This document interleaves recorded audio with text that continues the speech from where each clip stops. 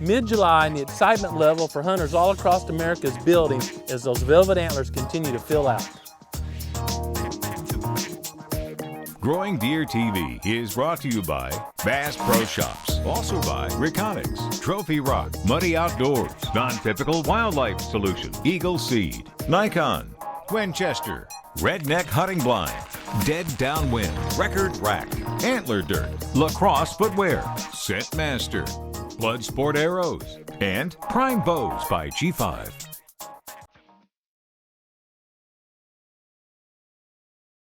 The Growing Deer TV team has been busy watching velvet bucks, not only with our Reconics cameras, but spending time out in the field.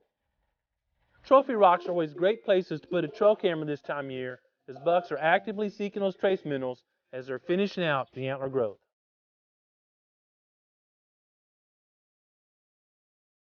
Soybean fields, supplemental feeders, anywhere where those bucks are gathering on a daily basis is a great place to catch bachelor groups.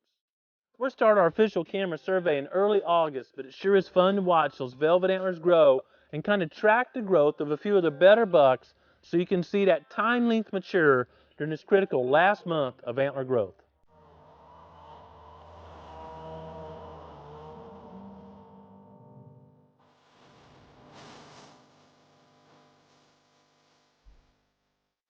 Adam and Brian have actually taken the cameras out and sat in a redneck blind watching some soybean food plots. July 15th, Weston and I are up in a redneck blind overlooking Ray's field. There's a Reconics station right over here where we've been getting some pictures of some really nice bucks. Hopefully gonna get them out here grazing in these Eagle Seed beans, get some good footage of them for you guys this evening.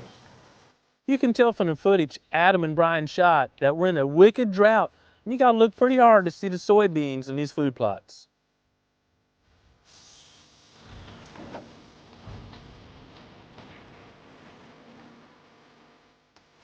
It's clear from the footage that Brian shot that the deer were coming into the food plot looking for the remaining soybeans, but moving on over to the camera station where that trophy rock and record rack was waiting on them.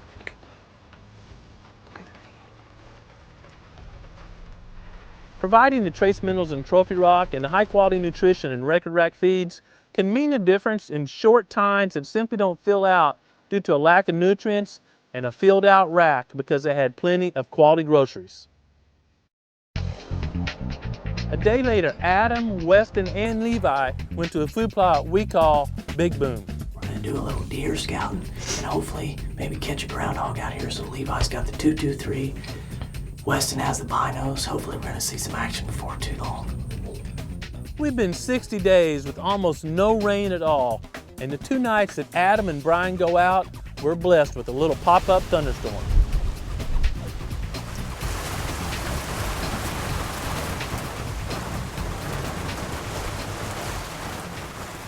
The humidity jumped way up after that little storm, and Adam wasn't expecting to see much until right at dark.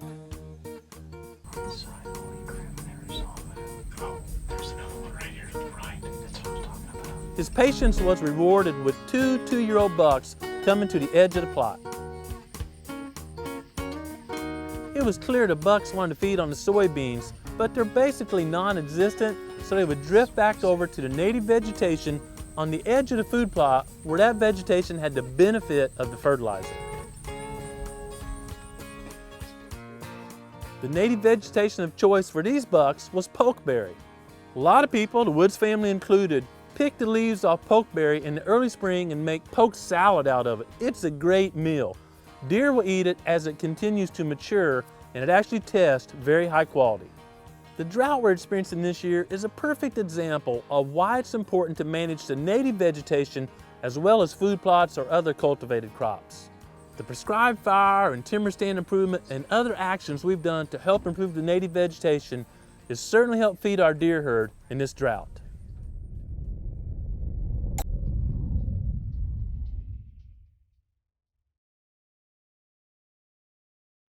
Probably recall several episodes ago when we were putting a fence up here at Little Cave Food Plot.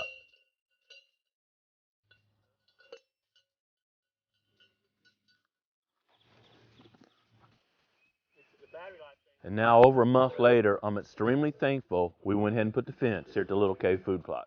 The drought has really magnified the benefit of the hot zone electric fence.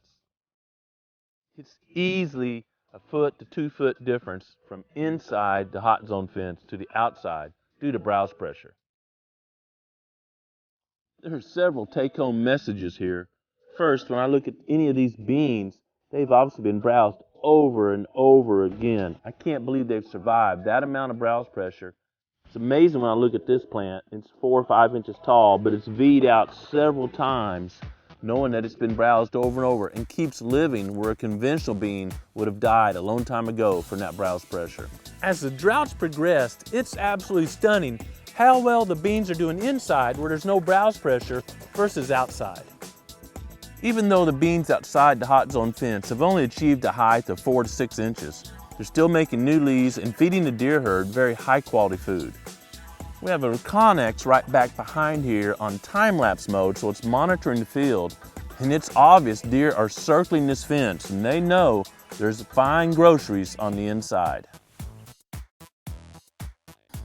Should everything keep working the way it has, come deer season and we take the fence down or open up a gap, those deer want to be in here where the table is set for a king.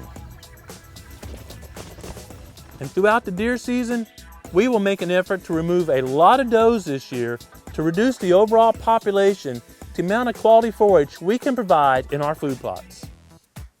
As a deer manager, it's very important to adjust the amount of deer to the amount of food on any given property so all deer can express their full potential. And the best tool to adjust a deer population is doe harvest. They're the reproductive units of a deer herd. Harvesting a few bucks removes a few mouths from that pool that's eating on the vegetation, but harvesting does reduces the overall herd growth potential and makes a longer-term impact. As we need to adjust the amount of food versus deer on the property, the same can be said for water. Just about 5 days after we put the bentonite down in the pond,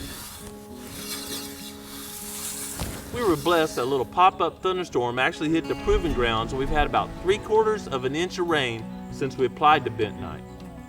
It's obvious that the bentonite has swollen up and started making that seal that should hold water once we do receive enough rain.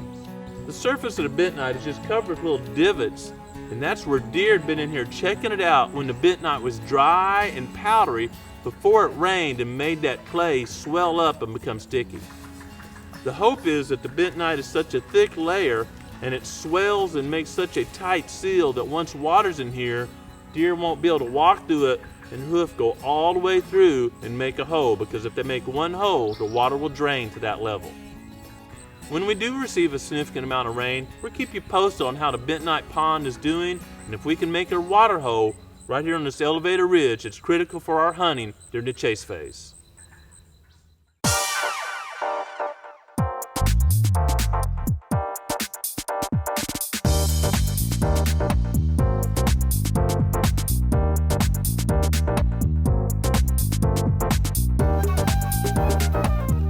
I hope your proving grounds has been blessed with plenty of rain this growing season. But even if it hasn't, you can still get out and do wildlife and habitat management projects. And while you're out there, take time to enjoy creation, and as always, listen to what the Creator's saying to you. Thanks for watching GrowingDeer.tv. Still has 16 deer at the proving grounds. Adam, Levi, and I are here to scout some deer tonight.